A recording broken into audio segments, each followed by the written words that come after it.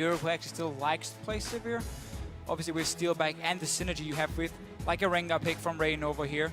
With him being banned away instant against Lulex, we will see this quite often. It is his main champion. He can dominate games completely on it. And also Kassadin been taken away, so 2 fairly predictable bans from Fnatic early on. Yeah, not really all that surprised to see that one there. And again, we've only seen 1 game off Fnatic so far. They looked very strong, but as everyone's been saying, we don't want to draw really strong conclusions so far. But so we have only seen 1 game in the LCS, but again, from talking to the players, from talking to the other teams, they all talk very highly of Fnatic and saying the scrims, they have been dominating. Huni in the top lane has been looking great. Synergy with Rainova, and of course February, we know how good he is in the mid lane, and he's very respected among all the other players in Europe. Yeah, absolutely. The Jarvan ban as well. And that is really a lot of jungle ban focus. I mean, the Rek'Sai is pretty much a guarantee at this point, but you know, it'll be interesting to see what the last 2 are, because there's a lot that's been untouched here. Gnar still on the board. Rengar would be open as well for Rainova, so I don't think he cares too much about the Jarvan ban coming in against him. Yeah, Gnar would be a possible first pick. Janna, if you want it for Yellowstar, if you don't want to go for the engage here. Them banning away Lissandra really actually does tell me Gnar could be the first pick for Huni. So taking away the top lane who could actually deal with him, and also kind of like outplay him in terms of teleports, should open up for Gnar here. There's still a lot that are falling down in those second tiers, and they're completely ignoring a lot of the other lanes, the mid lane and the bottom lane as well. I mean, Kassadin is that flex pick, so is Lissandra, but there's still a lot on the table here, and it all comes down to what H2K wants to prioritize last. They will get 2 pretty strong picks no matter what on that rotation, and it looks like, yep, it's going to be the Gnar ban. Yeah, so banning it away is simply due to Lissandra being banned on the side of Fnatic here, knowing, okay, Gnar was going to be picked up by Huni, a champion he's played a lot of in solo queue, 100% win rate. Oh! And wow, first pick is Zed. Yeah, and that's, you know, Ryu's had some history with Zed. Yes, of course, now against February in this situation here, but still, first picking as Zed really shows how confident your mid laner is. And also maybe shows how February wants to show his old teammates how to play against a very good set. Yeah, well, after a game like he had yesterday, I think you gotta walk with a little bit of swagger in your step. Yeah, but I mean, still, you don't have to first pick it. I mean, yes, Ryu can play it, so it could have been an early pick for H2K, but still, there is a lot of things you can build around him here. You can build a comp with the likes of a Lulu mid lane into Zed, which basically will nullify his ulti in the late game due to the wild growth and the shielding coming in. So that could be an option for H2K. At the same time, Sivir been taken away from Rainova and the Rengar. So they do grab that one away from Rainover. Sivir's been a really, really hot pick in a lot of leagues right now, actually. There's just so much synergy with a number of supports, by the way, all of which are left open. Very true. Janna could come in here for Fnatic if they want to disengage against the Rengar engage, because he's gonna come... I mean, the thing about Rengar is he's great at starting team fights whenever his ult is ready.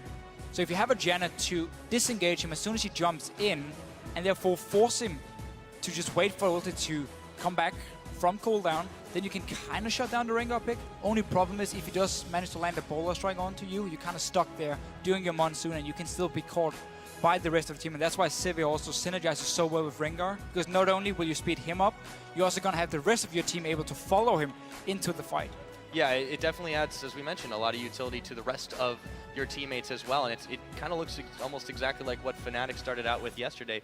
On the other hand, Febivin here with the Corki, that's been a pretty high priority pick for a while now, though, so I'm not too surprised. Yeah, except for here for 5.1. We only saw it once, actually, the last game we played it, but has been a very, very strong AD carry pick for a long time. Funny thing is, it's actually normally being counter-picked by a Sivir, and this time around, Fnatic is picking it into the Sivir pick from H2K. So it could show again that you maybe just want some wave clear for this, for the mid to late game, where Zed, of course, will be split pushing, and you just keep Corki, one of the safest AD carries, sitting in this mid lane here, landing a bit of poke, clearing the waves, and just waiting for Zed and whoever they're picking for the top lane to actually outplay someone in the side lanes and do this 1-3-1, which we always see with Zed. Yeah, and that's really the way that they're going to want to go with it. Now, interesting pickups for H2K. Okay, never mind. Let's go over to Fnatic for a second, because we have another Olaf. Yeah, Horo played it yesterday. That didn't work out for him at all, because his entire team fell so far behind. He lost his entire jungle here. But for Fnatic, I mean, you have a very, very good upfront burst now coming in from the Annie, Corgi, and Rumble together. And then you have an Olaf and Zed to follow it up and just charge in kill the backline of H2K here. Sivir won't be able to escape on her own from both a Zed and an Olaf, but still it's a bit of a weird comp from Fnatic, because you have some split push in there, then you have the team fight from the Rumble, obviously from the Annie with her engage as well. So I want to see how they want to play it here in the late game. If you're just going to see the Zed be like Samsung Blue style with Dade, where he would just stay with his team and just purely team fight on a Zed, even though he was better off split pushing. Yeah, I don't think this is a team that really wants to fight. This is kind of like a lot of split focus. And H2K, speaking of focus, they just know exactly what they want. Instantly locking in the Leona for Voidal. Yeah, and we talked about this Lolo pick here. So with them picking Rengar and Sivir early, it just fits in perfectly. Get the Lolo here. Even more synergy, speed up the Rengar. You have the Wild Growth when he goes in for the engage, and you can now prevent Zed from popping your AD carry or a squishy target with the Lulu as well if you decide to use it defensively. So I really like the pickups from H2K, the response to the first pick Zed. A lot of engage here. If Febivan ever tries to split push, you're going to see Sivir pop her ulti, and you're going to see a Rengar and a Leona just jump right into the enemy team, engage them while there are only 4 members standing around, and therefore forcing Febivan away from this split push here and into team fights. Yeah, this looks already a lot different than what we were used to seeing in the pick ban from Fnatic yesterday. I'm really a little bit confused by that. H2K seemed to have a much more concrete plan. Maybe, you know, backs against the wall just a little bit after the performance yesterday. Yeah. They really could have closed that game out against Copenhagen a lot earlier than they did, but I don't know, it's a little confusing. Now they have a lot more engage options. Before it was Zion who had to engage in the last game for H2K. Here now you have Leona, you have the Rengar.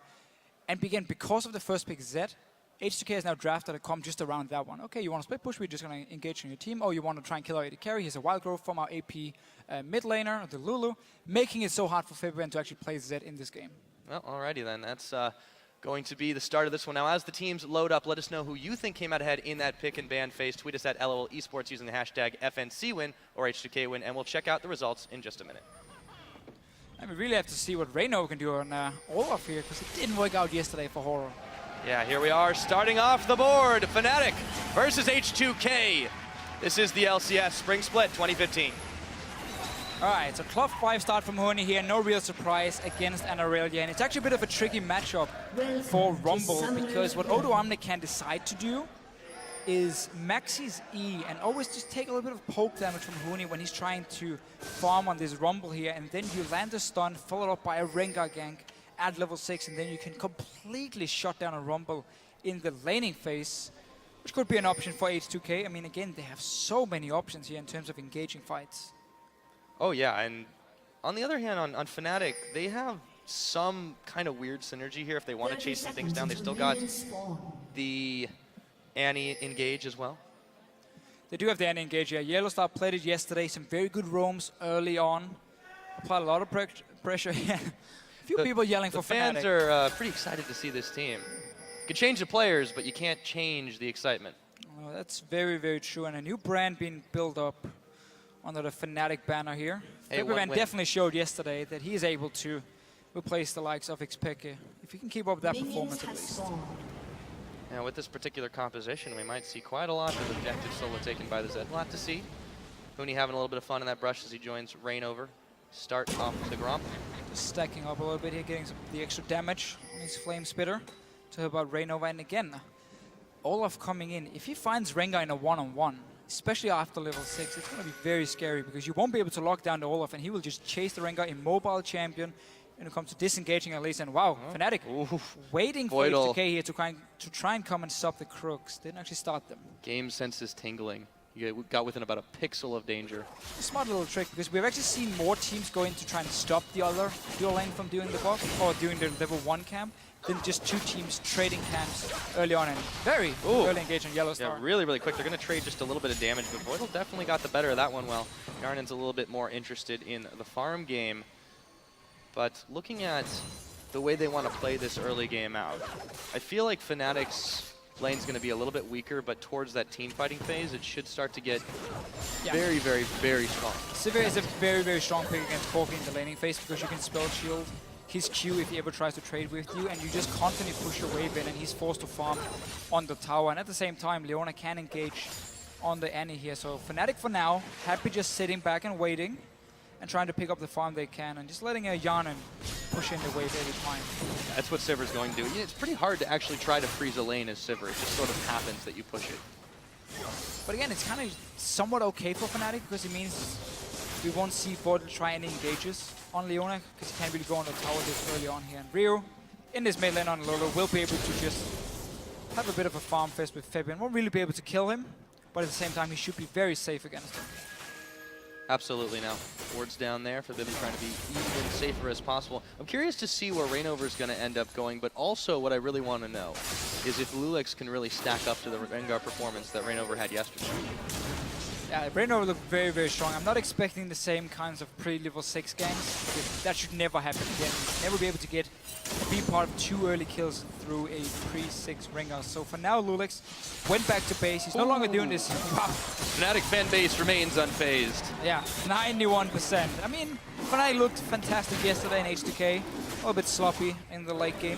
But Lulix is no longer doing this very greedy jungle route he used to do on 421. He's actually going back after the 3 camps around the blue buff to get his jungle items, get the 30 gold, while Reignover on the other side did a full clear of his own jungle. In the top lane, Odoamne looking for Huni, but it's just going to be a bit of a slap fest until we get to those level 6. Reignover going to find, oh hey, there's a ward for Reem. Take that one out, 10 gold in the bank, and he's going to chase Lulix into his jungle, or at least feint at it. And this game here, we can have quite a lot of fights around a potential dragon because there's a lot of mid-game power on both sides. You have Aurelia on one, you have Rumble, of course, getting your magic penetration early. On the other side, and Corki with the Lulu, who also shines fairly well in this big game here. So there's potential for a lot of fights. And Fabian going a bit aggressive. Yellowstar already roamed from the bottom lane. He's still back all alone. It's going to be trouble. The bull is down, but the stun is as well. Yellowstar going to have to flash out of that one, and that's a win for H2K. So H2K reading Fnatic here, noticing how Yellowstar was not in the lane very early on, so he must have gone towards the mid lane, and Lulix is running in, finding him, forcing a flash here. Very important, and meaning Yellowstar has to be a little bit careful in this Annie, because you are very immobile. Yeah, it's really what helped them quite a lot in their game yesterday, but this time Steelback's feeling a little bit of the burn. There we go. Zenith Blade in onto Steelback, but Harnan was too far away to follow through.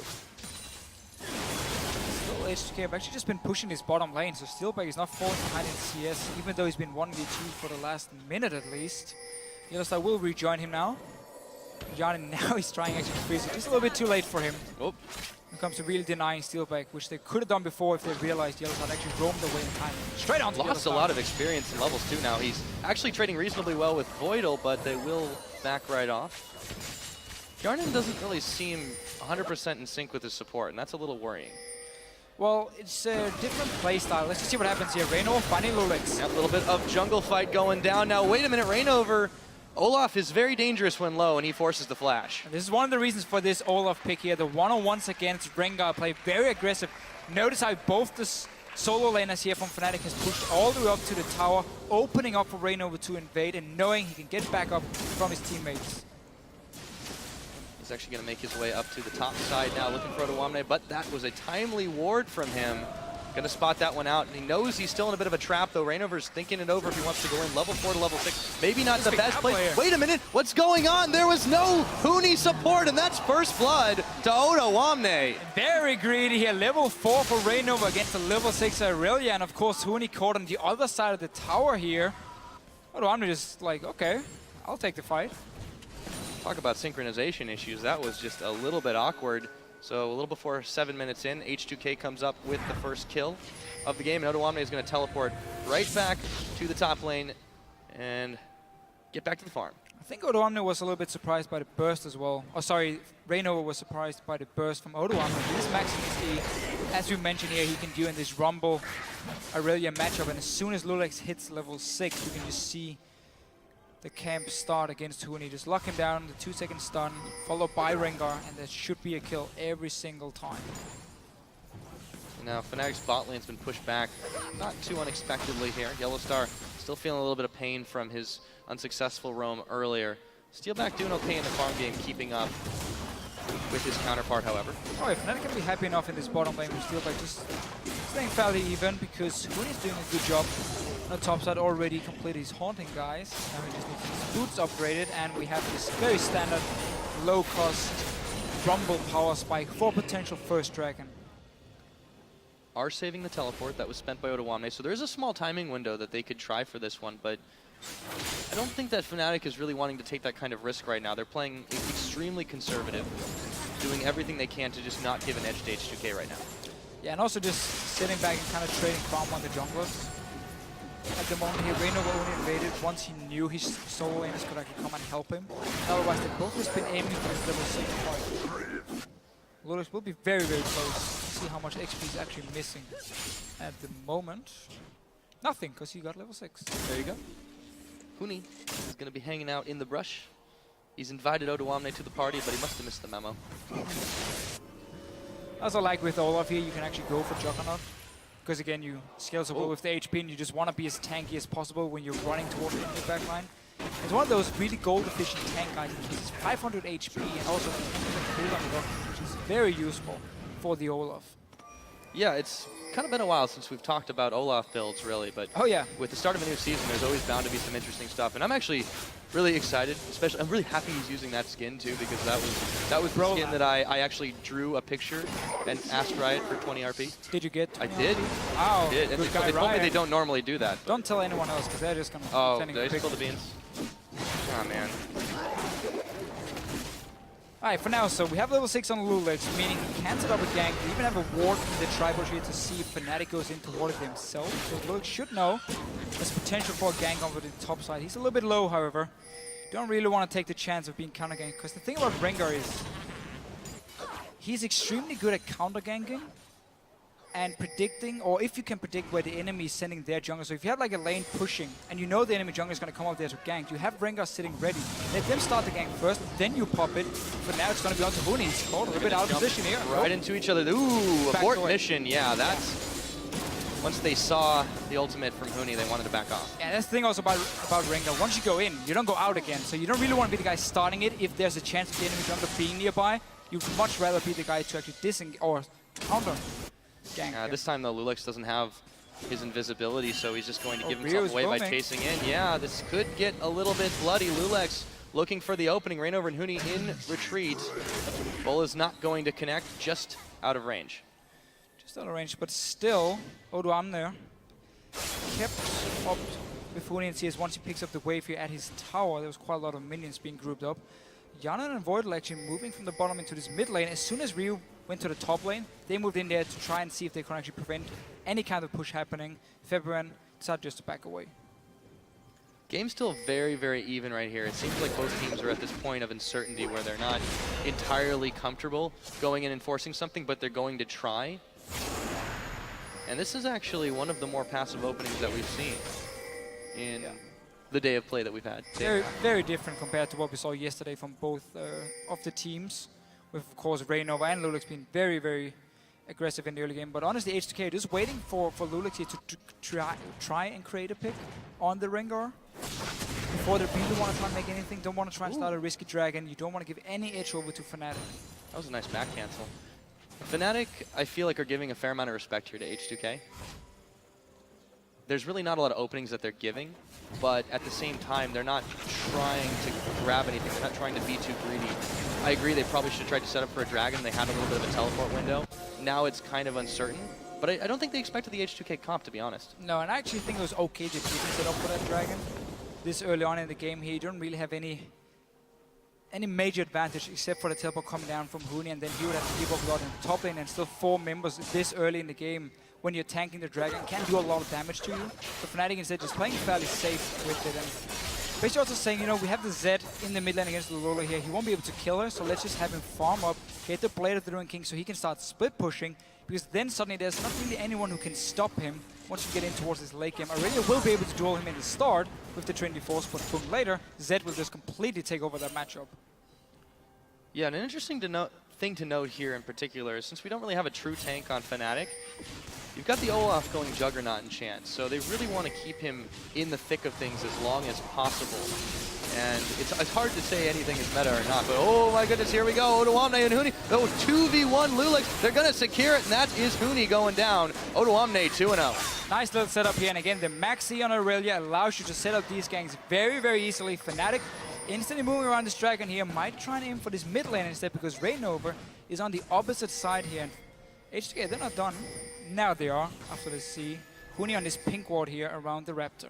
A little slow to react to try and make a dragon out of it. Plus, Rainover wasn't really in a good position either. Huni Yeah, was dead. they were caught very off guard by that, and it's just H2K grabbing another little kill here. It's small advantages. And Huni just playing a little bit too aggressive when his jungler wasn't nearby. Could have been a good bait if Rainover was there, but being so far off and you know the Rengar will have his ulti. They just installed the dead.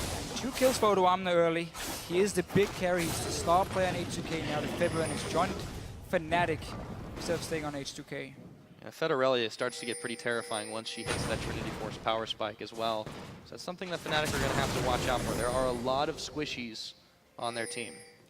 Yeah, I really want to see H2K just wait for the Trinity Force to be completed and then try and go down towards an objective like the Dragon here. And try and force Fnatic in. You have all this hard engagement from Leona, from the Rengar, Sivir ulti as well. Try and use Odoamne here to just blow up a target because again, as you just said before, there's no real tank. Olaf is going to build very tanky, but he's not there yet.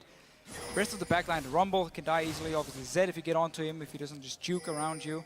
Should also be a fairly easy target for a 24 here if she gets some help from her team. Not quite there yet, but Fnatic don't really seem to have much of a plan other than wandering around the backside of the Dragon Pit and clearing out some wards. Yellowstar gonna make sure that happens, and Steelback's just still keeping his farm up, and he's somebody else waiting for a Trinity Force at this point. And again, the game's kind of settled into a bit of an awkward, slow start. But again, if you do see H2K go for that Dragon with the Trinity Force, they want to create the pick first because you don't want to straight up teamfight into like mid-game Corgi and of course the Rumble. So they want to like create their pick, and if they can, well, no reason for them to start the Dragon, just kind of wait around a little bit. Fnatic, again, waiting for February here to scale up on the Zed, get his blade completed, get the Trinity Force on your core, get the Hourglass on him so you can actually survive this hard engage coming in. So Fnatic has no reason to fight at the moment here. Just get this key item completed first, then you can start looking forward. Absolutely, and you know, their mid game is going to be insane once they get up to it, but it seems like if they're not planning to, they're going to have to just flip a switch and go, okay guys, now it's time for us to jump in and make the plays and catch H2K off guard, because it almost feels like they're being lulled into a false sense of security right now.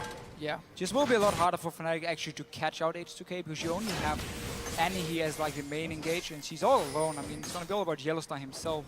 Well, it's hard to blow anyone up on H2K's side too. I mean, this is a fairly strong and mobile team from a sustain standpoint. I mean, Odoamne has a lot of getaway, so does Lulex, he can go invisible. Hjarnan, all these ultimates are pretty much built for either engage or disengage. You can go either way with them. Yeah, and we have to see if February is actually looking to be with his team here and just 5 versus 5, knowing he can't really go split push with the engage from H2K or what's going to happen. For now, again, still very passive farming for all the teams. Lulex, he's around this bottom lane now. As soon as Yellowstar shows himself, they can engage on him instantly. And if Lulex comes in there as well, he should end up dying. Making sure that there's no vision there, and you just really never know where Yellowstar is going to be. So here we go. Ryu smited down by Rainover as well.